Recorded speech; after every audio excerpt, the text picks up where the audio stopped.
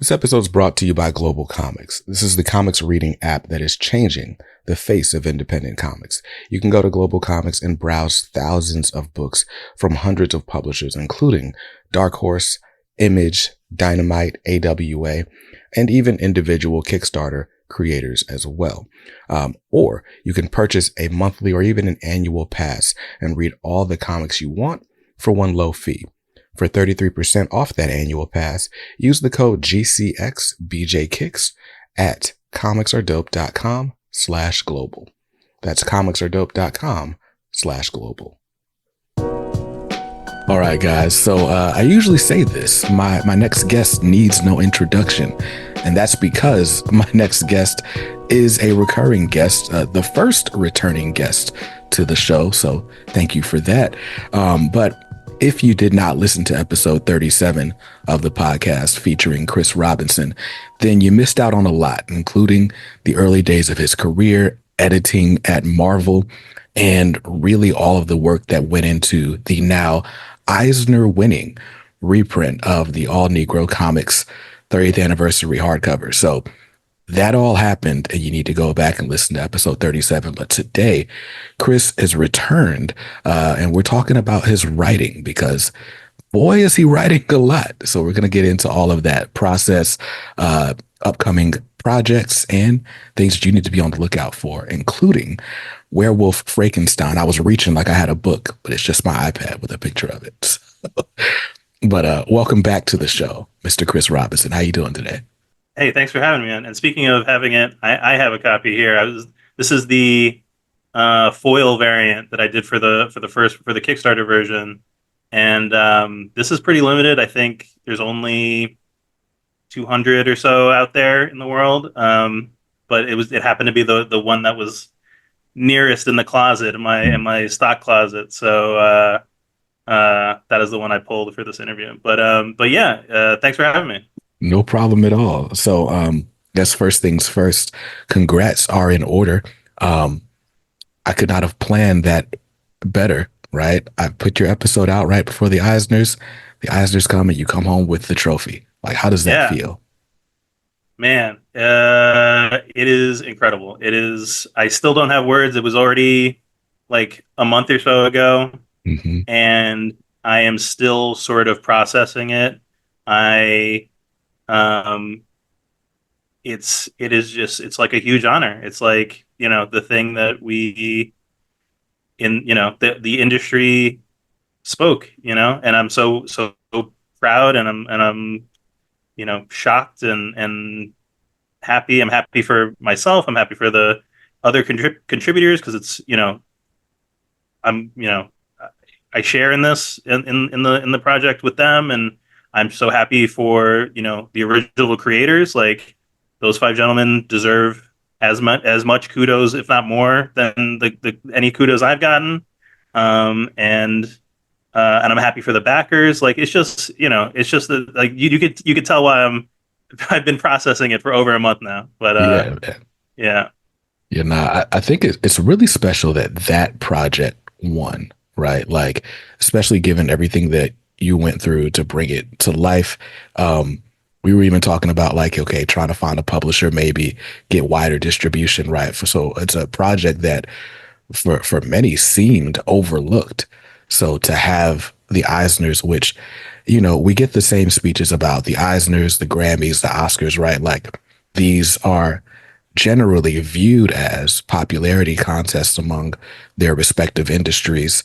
And, they can often be out of touch with what's going on the ground. And so it's got to be validating and heartwarming to be able to get that kind of support for this project in particular. So I'm very glad you guys went home with it.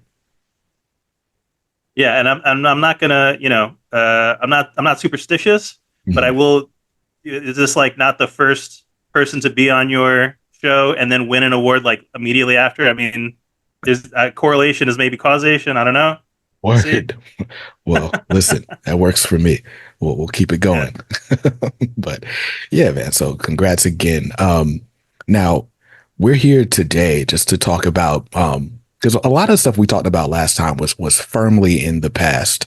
Even at the point where we had our conversation, the Kickstarter for the ANC hardcover had passed about a year. But you've been doing a lot since bringing all that stuff to life, and I really wanted to catch up and just talk about that and where things are going in the future for you. So how has life been for you in the last year and a half or so?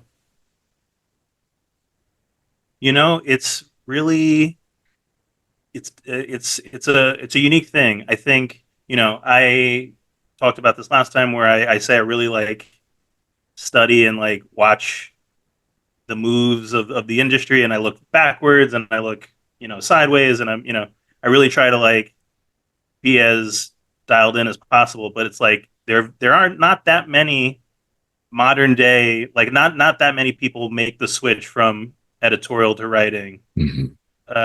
and then even fewer like do it successfully, right? So it's like it's a strange thing because if you look at the early days of comics, it's the editors were the writers basically. Yep. It's a much more prevalent thing, and I always remember uh, you know kind of looking at the even up until like the 90s, or actually probably the 90s is when it really got abused. Like the 90s is when you would you would have guys hiring each other to write each other's books, and um it's but it's in the modern era it's just like not a thing, and it's probably actually for the better. I think that editorial is one skill set and writing is a different skill set, and they definitely overlap a little, but like I think the best way, if you're going to really do either really well, you kind of have to compartmentalize. Yeah. Yeah. Now, last time around, we talked about sort of your journey.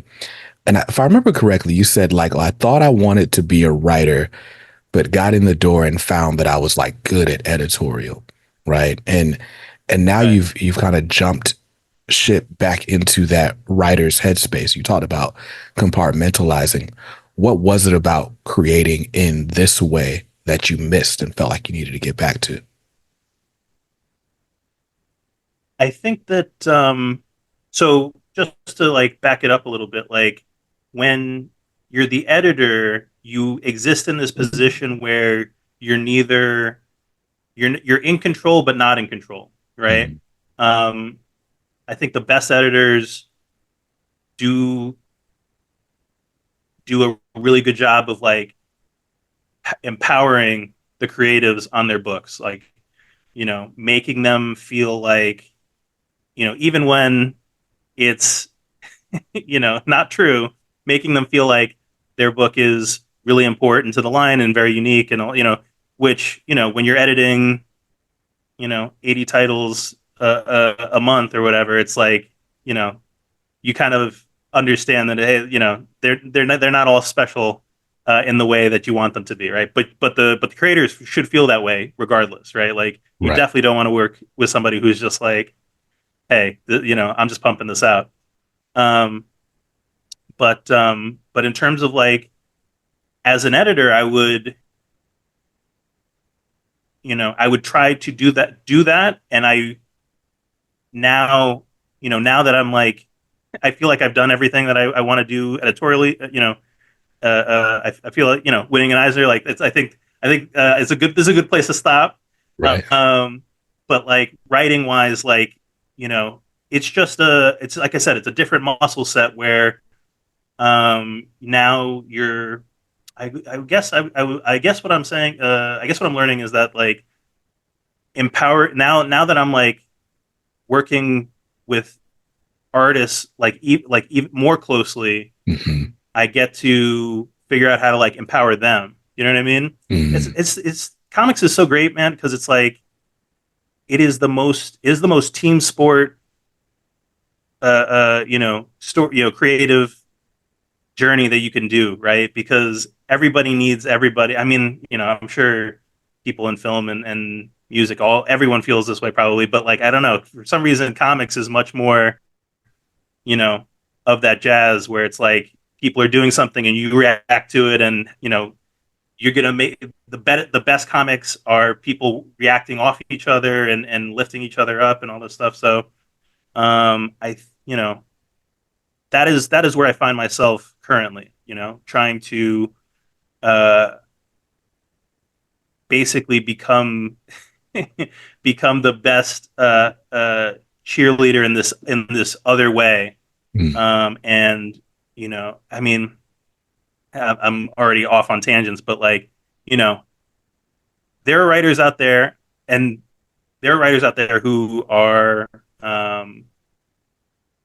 very singular about the way they create things. You know what I mean? Like they see they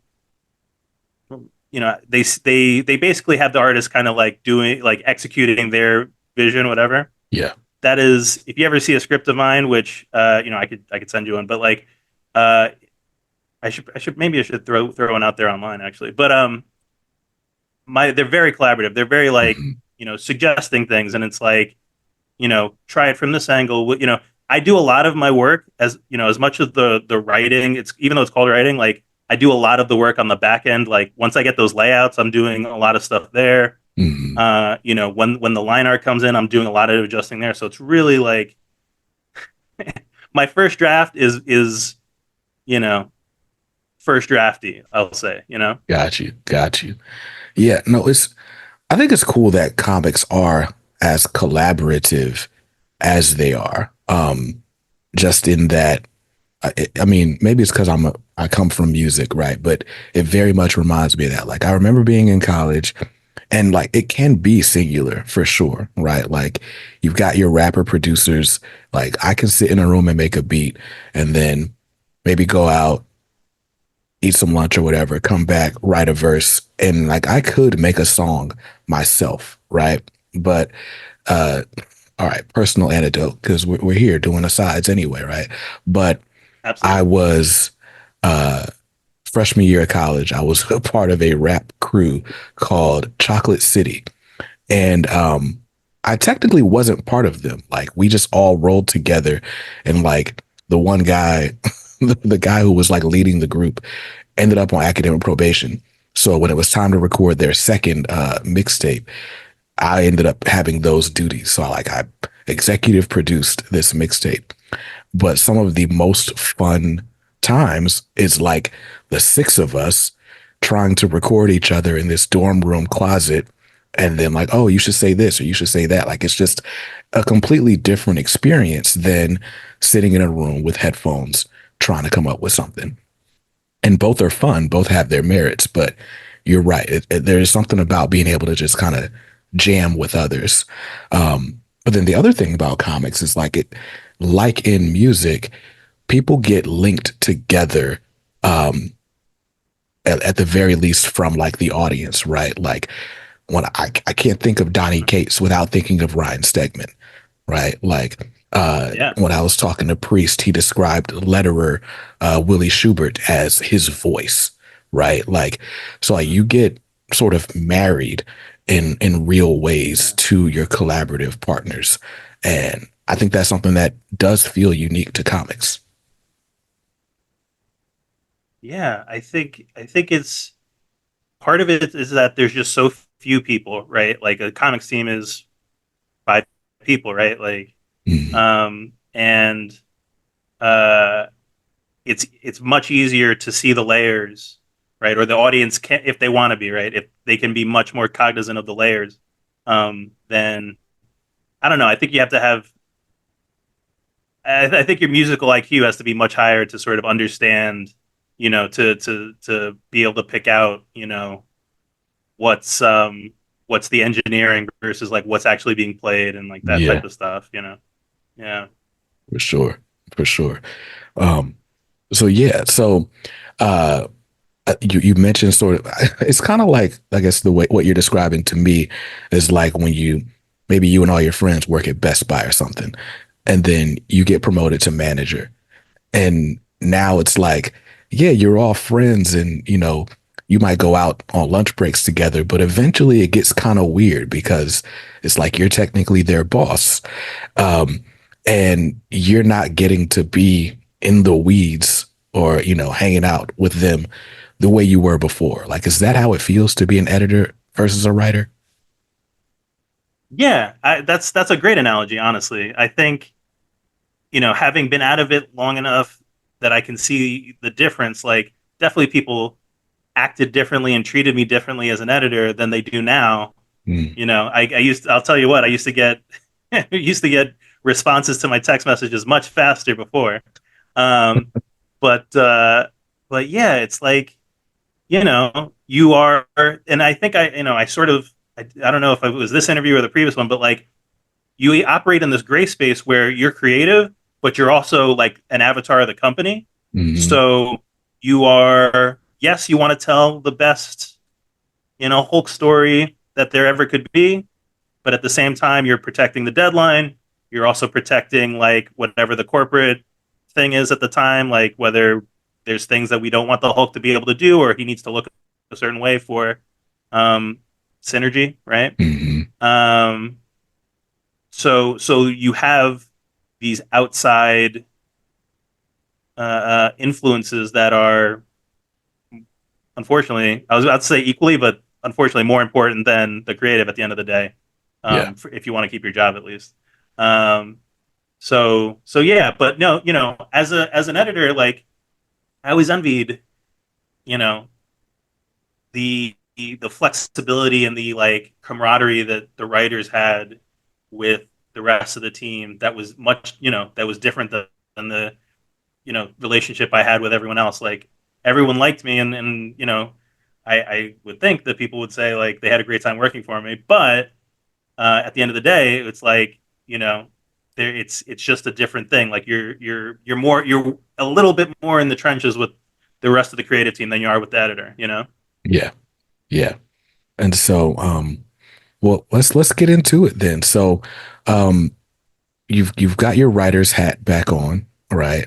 I don't know if you even wear hats, right? You got beautiful, luxurious hair, but you've got your writing hat back on, right? Like what you sent me Yeah. was Werewolf Frankenstein, which is it's being published by Zombie Love Studios, which is Rodney Barnes' company, right? Correct. Yeah. Nice, nice. And first of all, this book it looks great. Um, it's been crazy on this side on the family front, so I haven't gotten to like really sit with it like I want to. But I guess let's just talk about, I guess, the process of putting this book together versus maybe some of your more buttoned up work from your former days. Like, how was it assembling this? Yeah. It was. I am lucky in that I have all the editorial experience, because putting the book together is the easy part to me. That Mm, is the, like, I can get it done. I know how to get it done. I know all the pieces and all the benchmarks we have to hit to have a finished comic, right? Um, the hard part, and I'll say this too. So okay, so 2020 is when I sort of start transitioning out of Marvel into other stuff, and mm, I, you know, very delicately start dipping my toes in the idea of like, well, now that I'm outside of this organization, I can, start. I can also write too, as well as edit, right? Um, and I spend a little time sort of like trying to do both. And you know, I think I was able to um, start trying a lot of things and mm, realizing I don't have the skill to execute certain ideas, concepts, things I wanted to do, that I'm like, this is a really great idea. I like this outline, whatever. I'm not there yet. You know what I mean? In terms of, I couldn't write this as well, as good as it deserves. So there's a lot of ideas that I started and then was like, let me put a pin in this, let me put a pin in this, let me put a pin in that. And then I was like, I need to do something that I can not be super precious about. Not to say that I'm gonna, like, hack it out, but just like something I'm not. I need just something a little bit I can wrap my head around a little bit faster, right? mm. Um, to get the reps, basically, right? Yeah. And so that's where I start coming up with the concept of like, okay, well, let's do, let's use some public domain stuff to like, get me going in a direction, and then Mm, I'll start zigging once the bicycle is moving. So I start with, you know, obviously the same, set of stuff that everyone thinks about: vampires, werewolves, Frankenstein, and then at some point I go, why hasn't anyone matched these characters together in the way that I end up doing, right? mm, And you know, I want something that people can instantly recognize as like a thing they like. And I think as a joke I said to my wife, like, just like Werewolf Frankenstein, and then that was like, wait a minute, that's actually hasn't been done, and maybe I should do that, right? right. So once I had that piece of it, then I start sort of going like, okay, what does that even mean? Am I doing my own fresh take on Frankenstein? To how much lore am I bringing in? Whatever. So to make it easy on myself and also new readers, which everyone would interacting with this would be a new reader, I always tell people I write it in a way that whatever version of Frankenstein you're familiar with, it's compatible with this. Mm, Obviously, legal reasons, it's based on the one from the book, right? right. But and I often go back to the book in terms of like, if I ever need some little bit of detail, whatever. But it's also, you'll see when you read it, like there are elements in there that you'll go like, that reminds me of the movie, or Mm, reminds me of you know this adaptation or that adaptation, like, this, oh, that reminds me of the Wrightson version. You know what I mean? Like there's mm, little bits that kind of like call out to those things, but not in a way that you have to do a lot of homework or be like, a Frankenstein super fan or something. nice. Um, but yeah, so it starts from a place of like, I need something that I can write easily. Yeah, easily, I guess, is the best way to Mm, put it. Just like something that I can, you know, cut my teeth on and really feel like it's not, it's just it's not a huge undertaking. And then it sort of, once I start hitting on the mashup idea, then I start mashing up other Universal style monsters, right? So this is not a spoiler because it happens in like the first 5 pages, but Invisible Dracula is part of the book. In the next iteration, the sequel, mhm, Bride of Werewolf Frankenstein, which is in the back of the book. So again, not a spoiler, but there's another combination that I won't spoil here because I haven't shown it anywhere yet. But mm, that's a very fun. Like if you're familiar with the universal canon of monsters, like imagine who else hasn't been mashed up, and you can maybe narrow it down to three or four.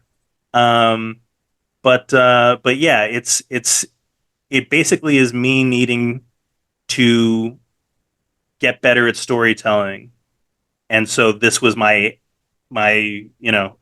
path to do that. So on that note, right? Like I'm curious, like how do you like so if I go to the gym and I pick up a 50-pound Mhm. dumbbell and I'm like, all right, I'm gonna do one arm press, right? Like it's very Okay. apparent because I'm shaking, right? Like I can't lift this weight, right? But I imagine that, and I mean, even I guess to take the analogy further, right? Like I could sacrifice my form, like I could probably get the weight up the wrong way and perhaps hurt myself or something, right? Or I can pick up lighter weight, right? But I imagine it's difficult to find your limits as a writer, but you seem to be very self-aware about them. Like, how do you know that you don't have the skill set to tell a particular story? Yeah, I mean, that's a great analogy because it's exactly what I would say. Like there were things I wanted to do storytelling wise that I couldn't execute in a real way. Mm, So what does that mean? Like in practice, I would be writing, and then I would be like, great, that is a scene that speaks to a concept I had, and oh, wait a minute, there's 10 panels on this page. That's bad. That's like a bad. I mean, there are people who can do that, but it's not what I would call effective storytelling.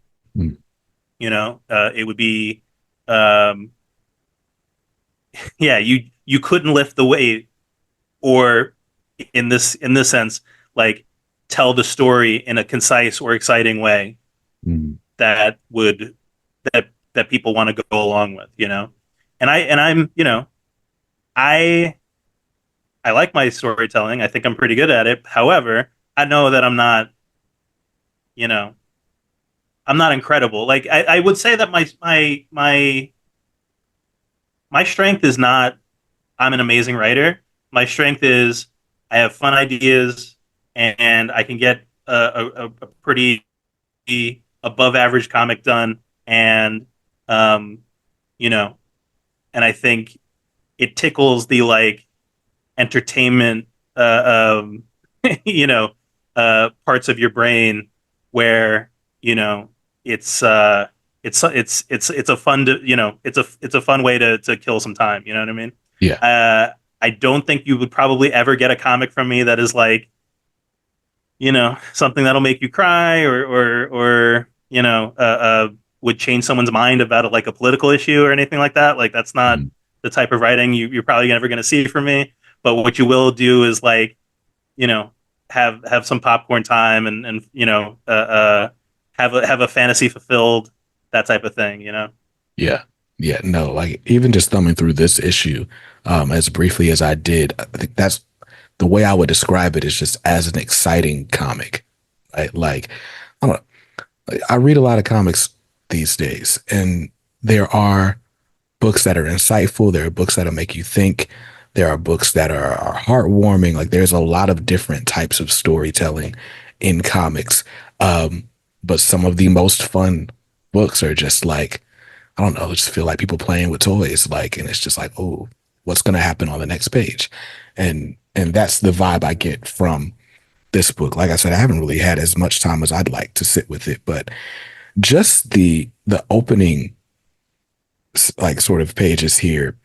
Um, don't want to spoil anything, but I mean, we know the crux of like Frankenstein's monster, right? Like he doesn't want to be a Right. monster, right? And this Frankenstein is also a werewolf who doesn't want to be a werewolf, and like just the way that's established in like the first 2, 3 pages is just really cool. And it's like, oh wait, I don't. I'm not even a horror guy. Like I might say that more often than I say how late I got into comics on this show. But it's like, all right, here's the conflict. This person is this way, doesn't want to be this way, and we got 60 pages. What's going to happen? And here we are. Yeah. Yeah. It's a very simple, that this, that's again, like this is the appeal to me. It's like it's a very simple character with desires that we all are pretty familiar with and we all identify with on some level, right? Mhm. And um the werewolfism just sort of compounds compounds it in a Yeah. fun way. And I think that I always, I don't always, the times that I've talked about the book, that I use the term like gothic adventure. One of the call outs that I throw to people that is like, if you were a big Gargoyles fan, which, Mm, having listened to the Greg Wiseman interview, like we are we're card carrying members, right? You and I right here. So like right. it has that appeal to it where it's like, you know, uh, um, these guys are tortured, but like in a fun, adventurous way. Right. Right. Right. Now, this book like really is um it just looks great, right? Like, which I guess is not the compliment to give to the writer of the book. But what I will say is that the pacing is on point, like just sort of the way the scenes are drawn out. Um, like it just feels good. Like that again, I'm just skimming through because I've got it sitting in front of me, right? And there's no page that I've gotten to that's like, oh, this one looks like a chore to get through. Like the storytelling is really cool. Um, and it feels exciting the whole way. Like there's obviously people got to sit and talk at certain points. Like there's got to be exposition at certain points, but this doesn't, this never feels like, all right, sit down for the lecture. Like that's cool. Yeah, absolutely. No, I think I am not a person who enjoys wordy comics, for better or for worse. And I will say that. Well, first of all, let me hop back to what you said. I will take the compliment for the book looking good because being able to like identify. I think I talked about this on the last. Like, I'm pretty good about like identifying like good artists. Like, Mm, and so Mark Yarza is a fantastic artist from Spain, and Steve Cannon is a fantastic colorist from Miami, mm, in Florida, and you know, I they had never worked together before. I put them together. I obviously write towards towards Mark's strengths, mm, and I know sort of like when to pull back, when I can sort of go into those like dumps of like, here we got to really get into his motivations and whatever. We got to do all the setup here on this page because there's a lot of room, and we will not have time later, that type of thing. mm. So I think all of that speaks to the visual language of the book in a way that, like, man, I'll tell you what, not to keep talking about the editing stuff, but like when I would always make a habit of having the book done early, right? Whenever I could, right? As often as Right. I possibly could. And then I would send the art to the writer, and I would say, here's all the art, whether it's, fully colored and done, or just the line art or whatever it was, here's your last opportunity to punch up the script, Mm, right? And punch up is like, A, make it better, but also like know when to cut stuff, yeah. because, you know, you don't need the character to say I'm sad if he looks really sad in the panel. Right. Um, and there would always be a percentage of folks who would go, yeah, got it, and then they would send me the script back, and it would be the exact same script that we started with, and I'd be like, oh man, you didn't get it, Mm, yeah. and that would be unfortunate. And that's like something that I have the benefit of having essentially like thousands of reps. Like, I didn't write the comics I edited, but like Mm, I see mistakes, and I've been through the paces on all these things. So like I feel like my IQ on all this stuff is like much higher. So even though this is like, my second or third comic, really, like, as writer on paper, it's actually like my 500th, sort of. right. You know what I mean? Like, Right. um, so yeah, I think it reads a little bit better than what might look like a third attempt or fourth attempt. Um, but yeah, no, the visual language is super important. It's the whole reason we're there. Like, you know, again, there are people who who do the opposite of what I'm saying. So take everything with a grain of salt. But like, I don't read comics for the words. Like, I don't. You know what I mean? I read them for cool art and like pithy one liners, Mm, and that's about it. I don't know. yeah. Nah, for sure. For sure. I'm sitting here. I did an overview today of the Superman versus Muhammad Ali tabloid because I had never seen it at that Mm. size or with the original colors, right? And Oh, it's cool. like the story's cool. Like, sure, there's alien invasion, and somehow Muhammad Ali is better than Superman to fight this alien invasion, and that's cool. But what I find myself stuck on is just the artistic choices, right? Like, what are the outfits the background characters are wearing? How does Muhammad Ali look so good in every panel, like from Yeah. every angle that Neil Adams draws him in? Like, Superman wearing boxing gloves is a fun thing to see as well, right? But the stuff that sticks with me really are the visual cues. But I think if we were here for the words, we wouldn't be reading comics. So it's not to say the Yeah. writing isn't important, but it is to say that the story and art have to work together well to be memorable. Yeah, absolutely.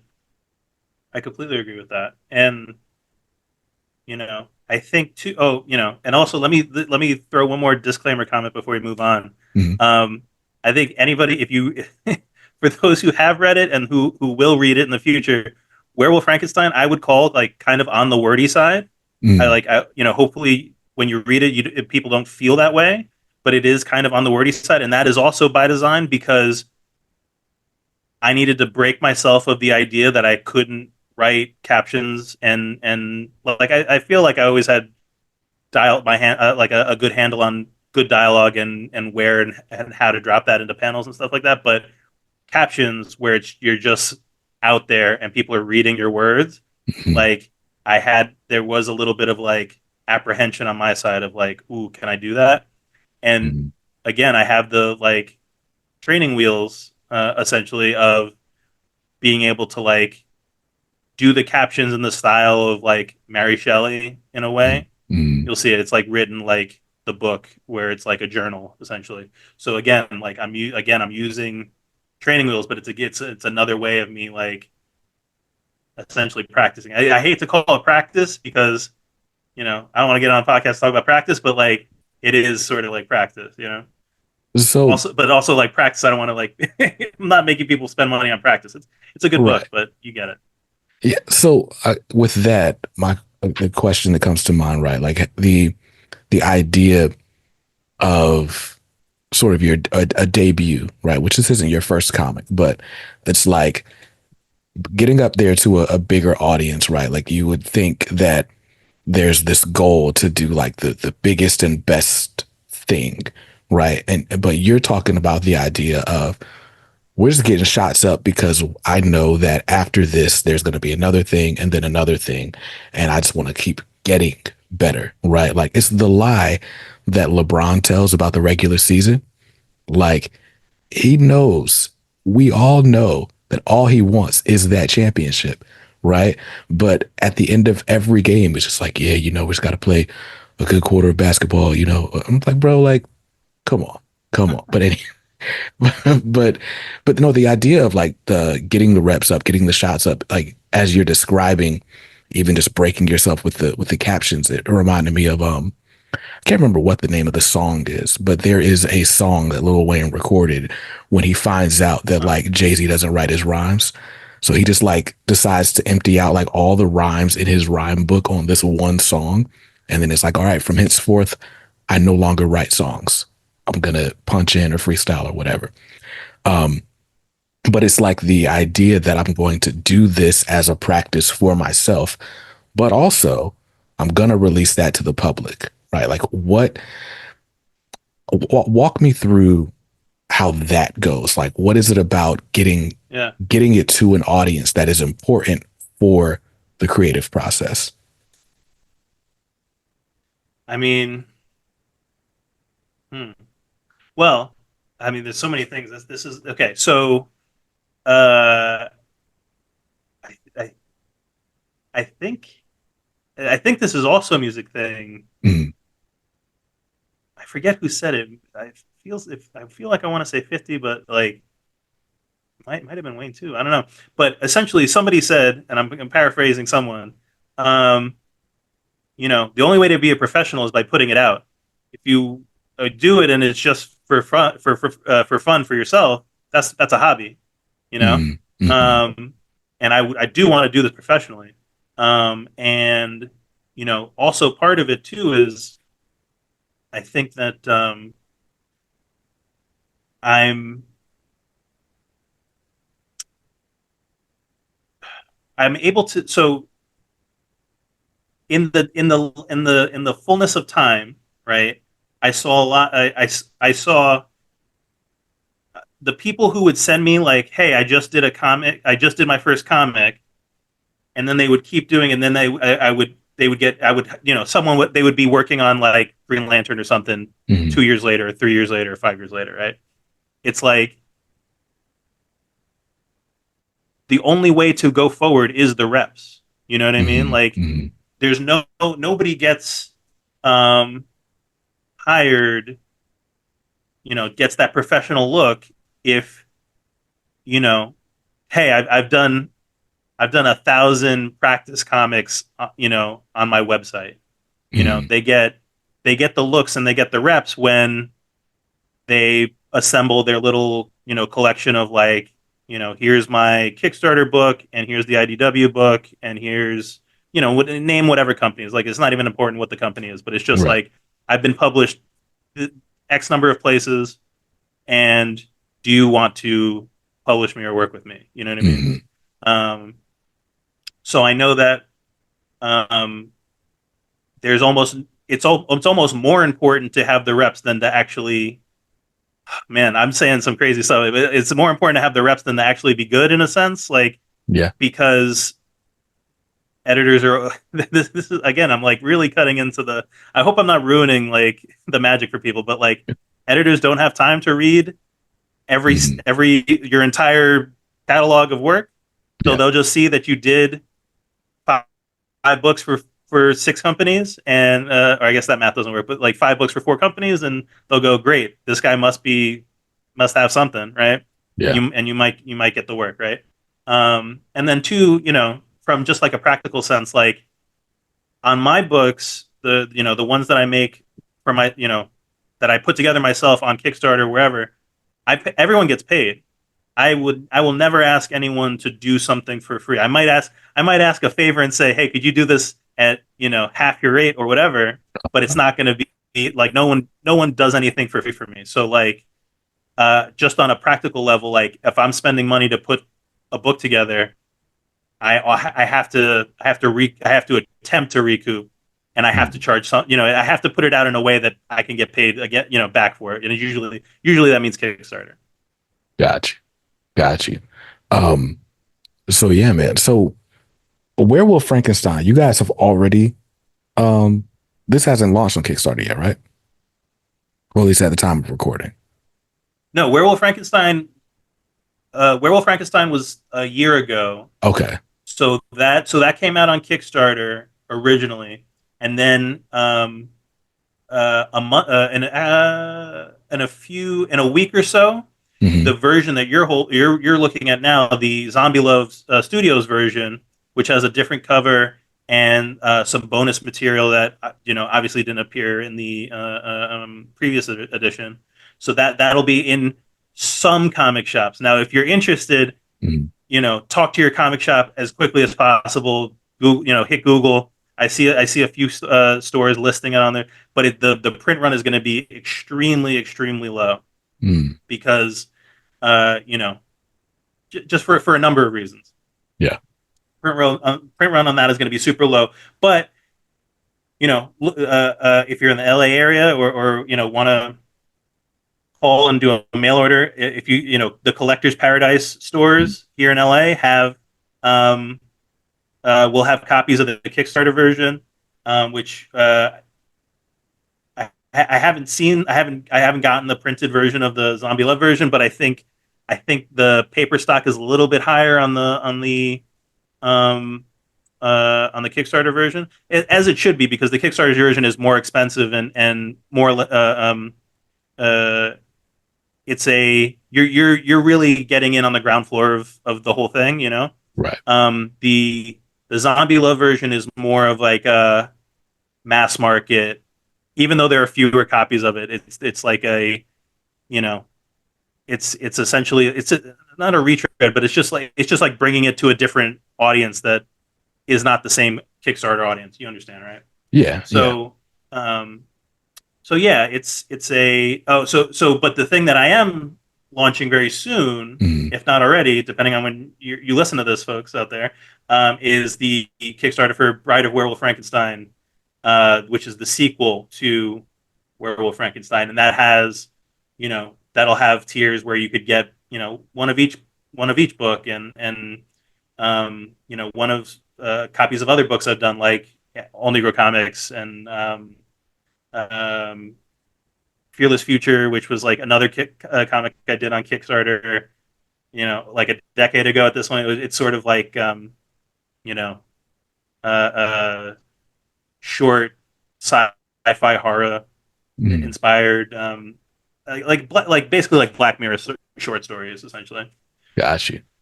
So But it was pre Black Mirror, by the way. But anyway, sorry, go ahead.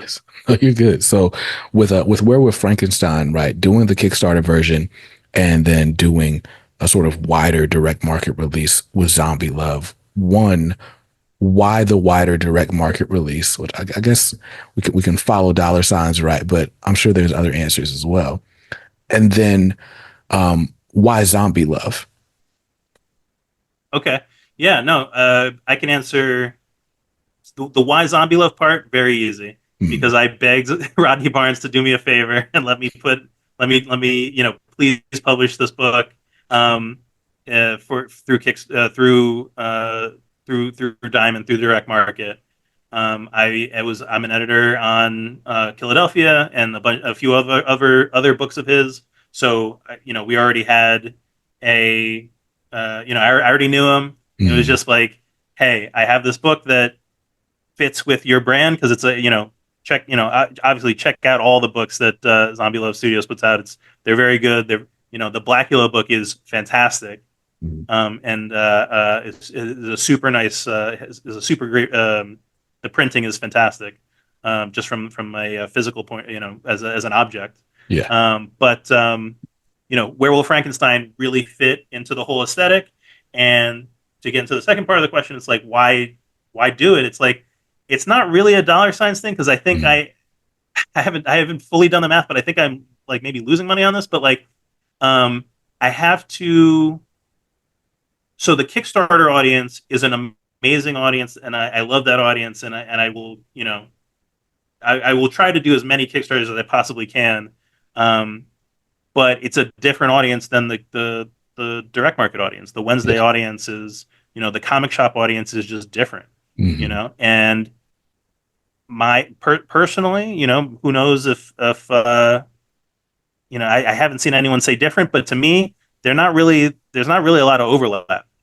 Mm, So, this book that I did on Kickstarter is, I think it's a great book, but I think it would speak to that, again, and um, getting back into my like all that learning I did the 10,000 hours I did in Marvel Comics, like the book, Werewolf Frankenstein for good or ill, like it really does feel like a Marvel comic. Like it mm, has that same sort of cadence and the visual language. Like it does feel like a Marvel comic. You know what I mean?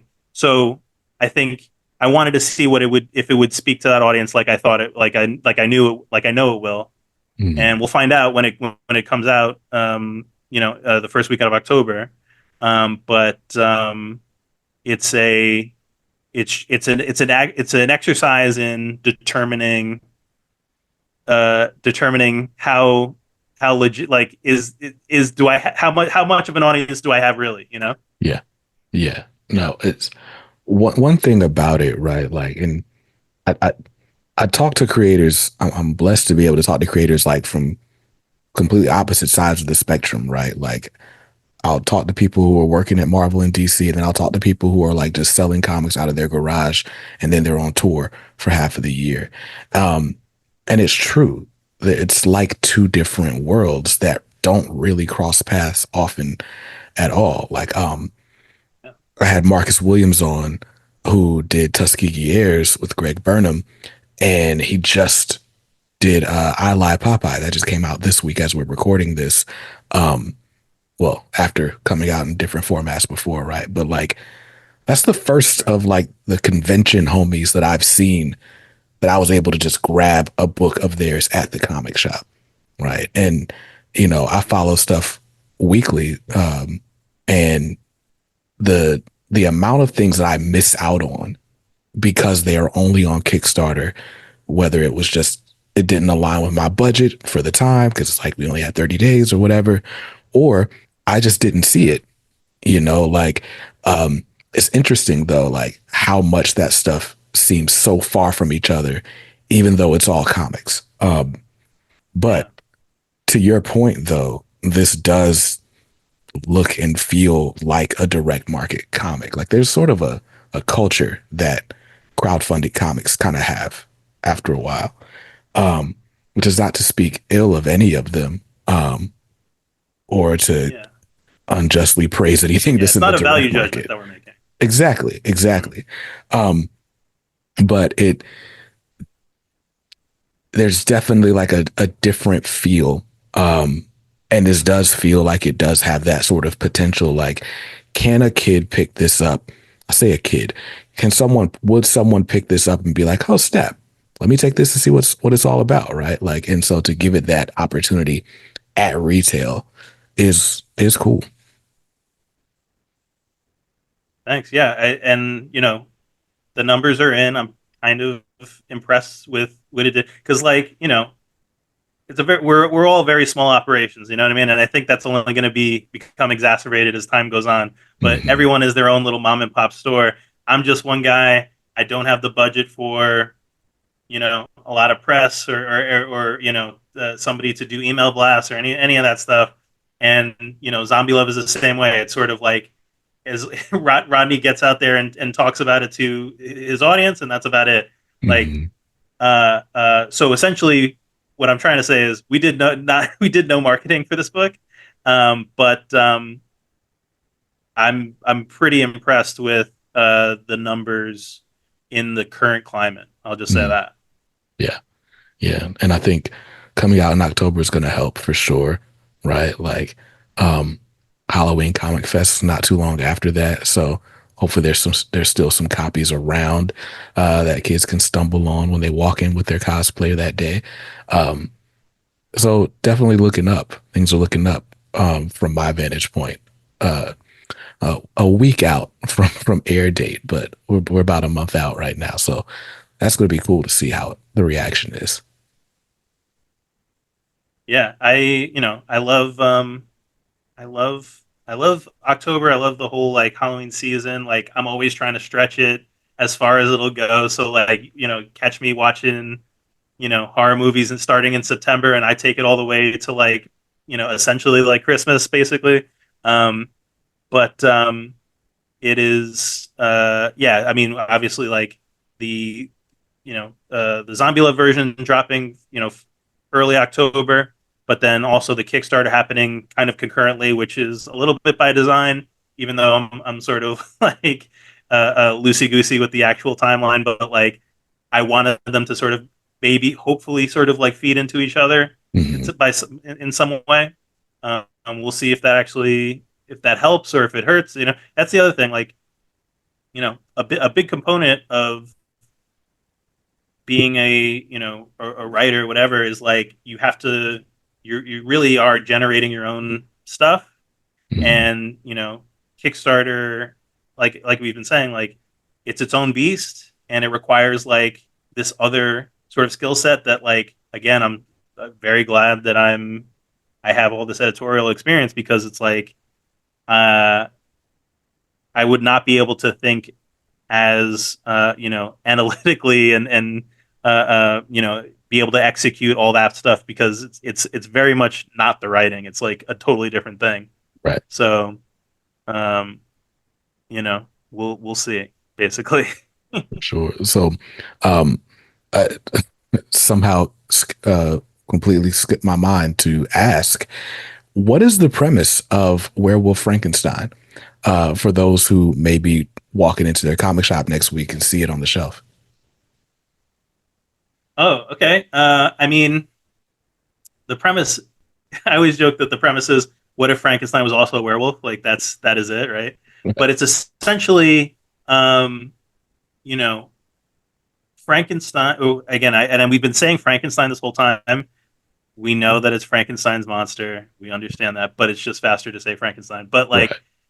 he is he is an undead patchwork person or creature, let's say, right, that desires humanity, right? And he gets in a fight with a wolf man. This is all like pre-story that we get through like Mhm. on page one essentially. I stole the opening to All Star Superman for the first page. just to get through it quickly. Because again, it's like a story we all know, but like Mhm. here's all the bits you need you should be cognizant of. But he's gets into a fight with a wolfman. The wolfman bites him because a number of times, and because he's a patchwork, he's pieces of body put together. He doesn't become a werewolf overnight. Just just his arm turns into a werewolf. Just his cheek turns into a werewolf. That type of thing. Mhm. And as the contiguous pieces rub up against each other, and the lycanthropy sort of starts spreading from limb to limb, organ to organ, he becomes more. Uh, I would say actually he becomes less human, right? He becomes more of a beast, Mhm. and this is obviously antithetical to his desires, right? He craves humanity, or to be seen as like a true a true human. Mhm. And so he is going around from using Dr. Frankenstein's old uh, um, address book or whatever you want to call it. Like he's going around to other scientists in the scientific community and essentially forcing them to uh, uh, to operate on him, to cure his werewolfism. So a lot of Hulk DNA in there. Mhm. Going around searching for a cure. Tragically wishing he was a normal person, wanting normal life, normal relationships, but always being too far away from it. And then he in the first book he interacts with a specific doctor, and it sort of falls apart from there. It's not Mhm. like I said, like it's tragic, but it's don't worry, you don't need any hankies for this. But it doesn't go his way, we'll say. And yeah, and so that's what the first book is about, and the second one just sort of continues on that path where he interacts with another doctor in a totally different way. So like the doctors, I think I set it up in the first few pages, but like there are like three or four specific doctors that he's going to go try to meet, and he meets one in the first book. He'll meet a second in the second book, and then we'll see what happens from there. But Mhm. that is the like cadence of the what these stories are. Nice, nice, nice. And you said this new project. This is Bride of Werewolf Frankenstein. So we're gonna have Werewolf Frankenstein and Bride of Werewolf Frankenstein as two separate series, or is this like issue two? It's essentially issue two. It's Okay. so each issue is oversized. It's you know 40 40 art pages plus some additional bits. I stole they call them we call them data pages, but they're not. They're ancillary material pages from Mhm. my time on Krakoa. So that's in there, and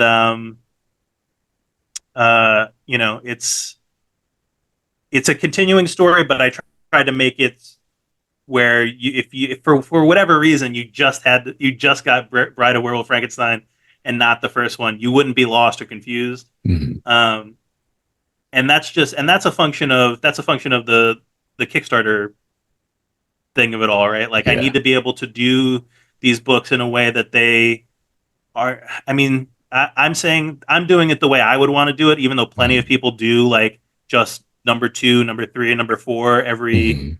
6 months, 3 months, whatever however they're able to do them. But me personally, I kind of like that they stand alone a little bit, Mhm. not a little bit. I do go out of my way to like try to make them feel self-contained, you know. Yeah. Yeah. Um, but yeah, it's definitely a continuing thing where this of Werewolf Frankenstein will be number two, and then I already have the idea for what the third one's going to be, but it's just like way too early to talk about it. But if people like it, which I don't want to I'll knock on wood, but like it seems like people are enjoying it. Like I'm going Mhm. to keep doing them. Nice. Nice. So extending this whole Halloween and horror movie season. Uh, do you think you'll get tired of it and come March? I don't think so. I think I forget when I think that I did the first one because of oh the first one wasn't even done until was done around I didn't actually no, that's not true. I'm misremembering that actually. Never mind. Forget all that. But uh by March I'll be working on the next one to be ready for, the following October essentially, Yeah. That's sort of the nice thing about being able to like having the like muscle memory of like being able to put comics in motion. Hmm. Like I have been like, you know, I know that if I'm, I've been working on Bride for some time now. You know what I mean? Hmm. And so that'll continue. And then I also have some other concepts that are also will hopefully be out there, either by March or in the spring or earlier than that, hopefully. But it's it's never a bad time to keep working on comics in my book. So For sure. Well, look, that seems like a perfect point to put a pin in this conversation. We're gonna have to make this a quarterly appearance because you got so many projects, and it seems like we talk about one at a time. So that's totally fine with me. You're welcome back anytime, of course. Um, so the Bride of Werewolf Frankenstein, we're not sure as of recording when it's gonna go live, but I'm going to make sure by the time this episode goes live, you'll have a link to that campaign that you guys can check out in the show notes and the description of this video. But in the meantime, where can they follow you if they're looking to hear from you? I mean, my website is a good place to start. Crob.info. Yeah. That's like, I keep links to stores that have my books and um, that's a good place to start. But also, Instagram, Chris Robinson. It's a very popular name, so I had to go extra long on that one. Or, you know, X. I'll get around to checking X again before this comes out.